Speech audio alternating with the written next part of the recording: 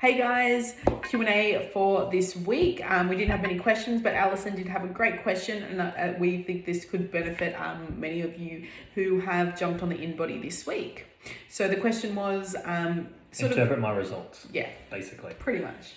So a couple of things that I think you guys need to understand and know about when it comes to reading the data that's coming back at you. One of the first things that I believe is imperative is to understand that it is just data. You're not defined by what the piece of paper says, and you will experience fluctuations in your results over time. So an example that I can give you is I jumped on the InBody for my midway scan as well, and I've seen absolutely no change in my weight, my muscle mass, or my body fat, but my waist has come down 5 centimeters. So I think it's important that we do have many different ways we track progress rather than solely focusing on just the scan. And I think that's why, we both pushed really strongly on making sure that, you get your good progress photo at the start, a good before photo at the start, also to make sure that you do your waist and hip measurement and you do it yourself as well. I think a lot of you guys have relied on the one that I have, but doing that weekly actually will give you, a tracked result over the weeks, but also even like how you're feeling. Like we're forgetting like that biofeedback, like how are you feeling, how's your energy levels, how are you sleeping, are you feeling less bloated, these are all such, are you getting stronger in the gym?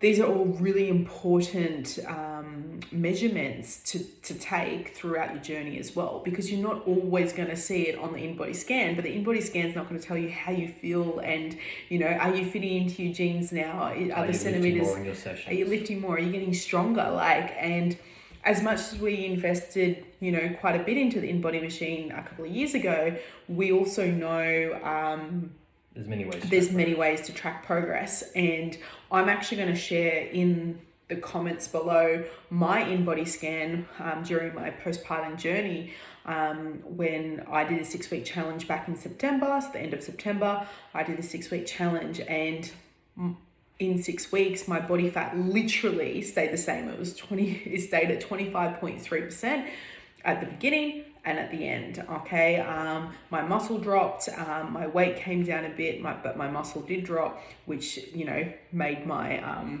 body fat percentage stay the same.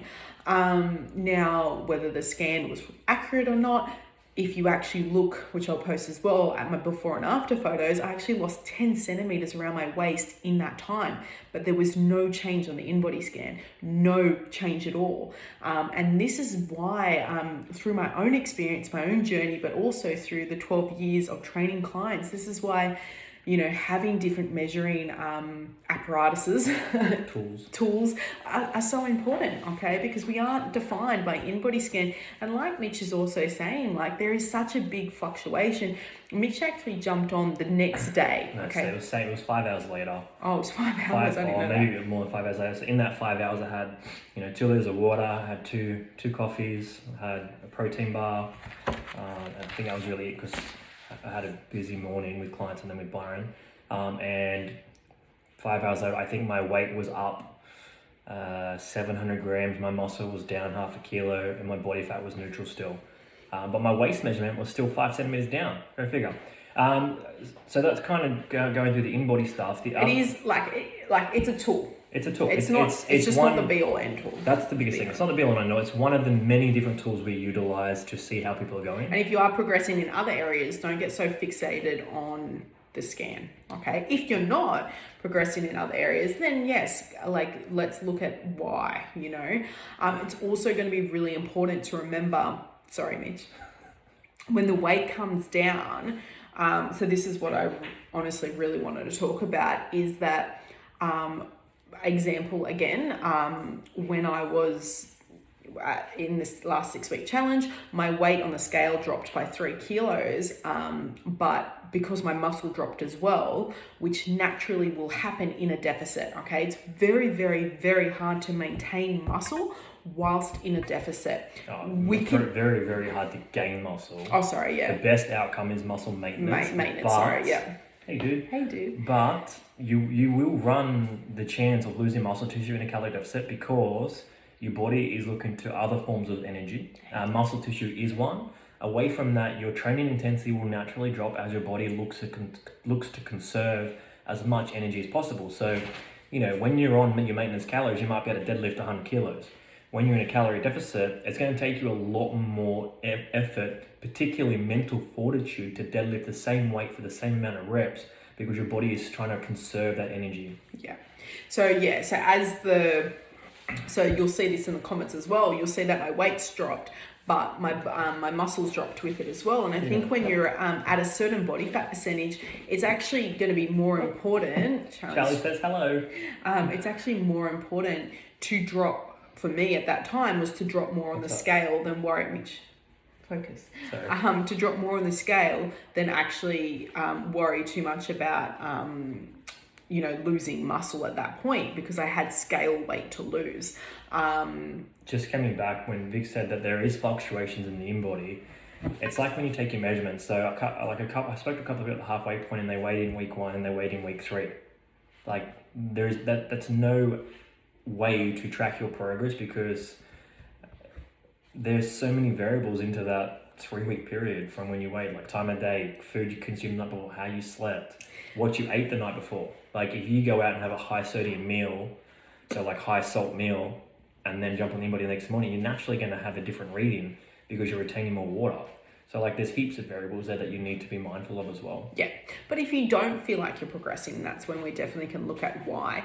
And a couple of factors to look at. First of all, I guess, how accurately are you tracking? So when people are sending me the scans, what I'm asking you guys, first of all, is how accurate do you believe you've been in the last 3 weeks with your tracking? Because there's no point in me dropping your calories if you've only been like a 6 out of 7 out of 10 with tracking. I'd rather you get closer to an 8, 9 out of 10, 10 out of 10 with tracking. Now, we've been doing this for a long time. I understand, what most foods, like carbs, protein, and fat for most foods.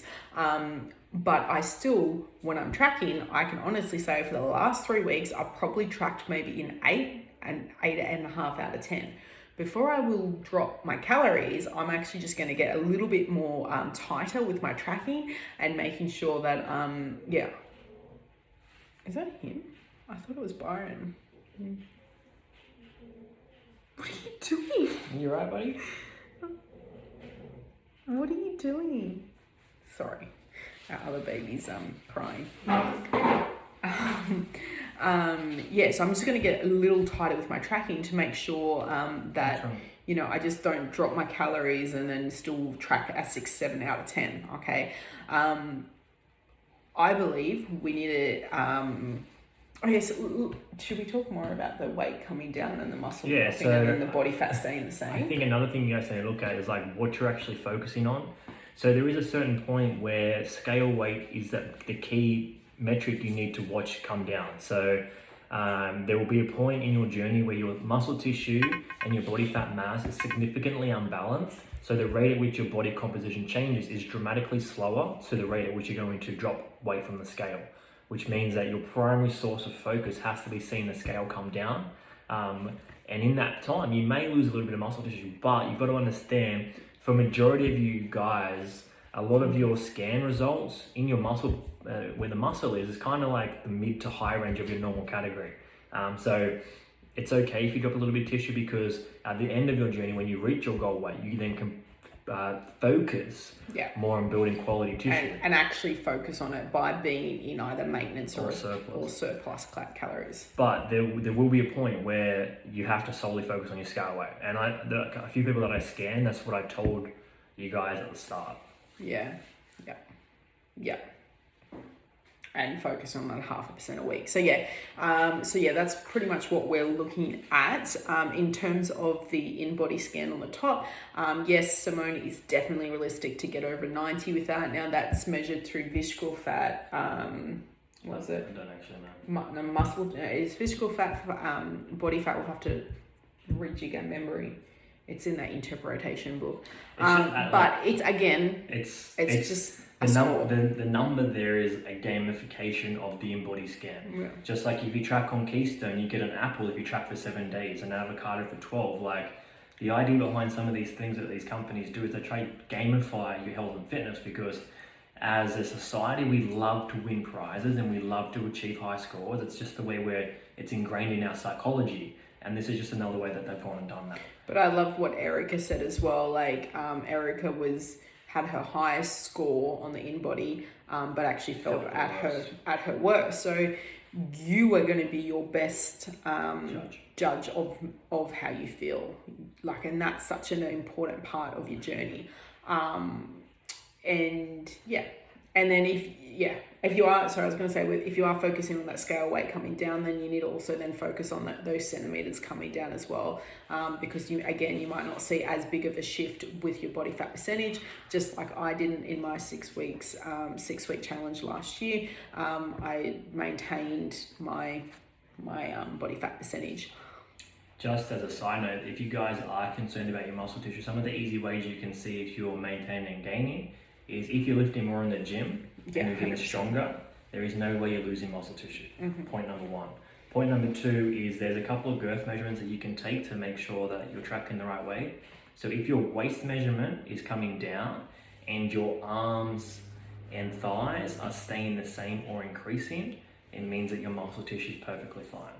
Okay, so that's a little. So you can probably, if you haven't done your arm or thigh measurement, that's probably something you can do going forward as well. Okay, we've got 3 weeks left, guys. I'm so excited.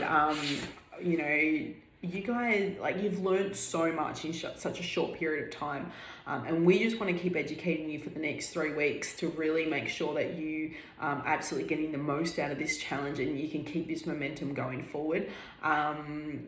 So we're going to be educating you a lot more about quality of nutrition and the nutrition that we do in the next 3 weeks. So stay tuned for that. And yeah, I guess, momentum's already been built. Just get the ball rolling. Yeah, 100%. And if you're not, if you're riding that momentum because you're starting to really start seeing results, then just keep riding that momentum. If you're not haven't, but you've really built on some awesome habits and you've really started to it's starting to engrave into your everyday life and you're starting to refine your nutrition and everything's getting closer to the macros that you want to hit, or you're doing the step target, write off that, guys, because that's what's going to help you get the result, not just in these 6 weeks, but, long term as well. Okay. So this is not just a 6 week challenge in my head. This is not a 6 week challenge. Okay. This is a lifestyle. This is a forever. So the closer we can get, to where we need to be getting to for the next 6 weeks, for the next 3 weeks, the easier it's going to be to take that into life. Not that we're not in life now. Post-challenge. Just quickly as well, so a lot of you have asked me whether to drop calories. I spoke a little bit about that. But if you are, around that 0.5% a week and you're still, quite comfortably losing that 0.5% a week, then your calories will probably just stay where they are. That's what I've recommended most of you. If you're not quite at that 0.5% a week and that's your goal, then getting a little bit more honest with your nutrition. I swear he can hear us.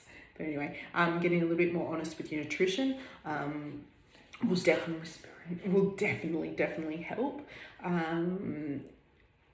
And put it all in there, absolutely everything, no matter what. And make sure you're doing the simple stuff. Yeah. Doing your steps. They are important. Yeah, don't drop those things. Don't drop those steps. Keep your tracking on point. Mm-hmm. Keep your water fluids up. Track your condiments if you're having them. If oils, yeah. All these little things. If you're doing all that and you're hitting your calories and your macros and all that, then I will look at shifting the calories, because it might not be. You've got to remember, guys, that Mitch and I have worked out your calories and macros to what you've told us how much exercise you do in a week. Now, I don't know exactly how many calories you'll burn when you, for example, go to the gym for 30 minutes. I don't know that. I'm not telepathic like that. Not yet anyway. And it's a formula. It's a formula. And all of our bodies will burn at different rates as well. So maybe may have overestimated or underestimated. Sometimes it is a bit of a trial and error, but it doesn't mean you're not winning. You're winning because you're doing it.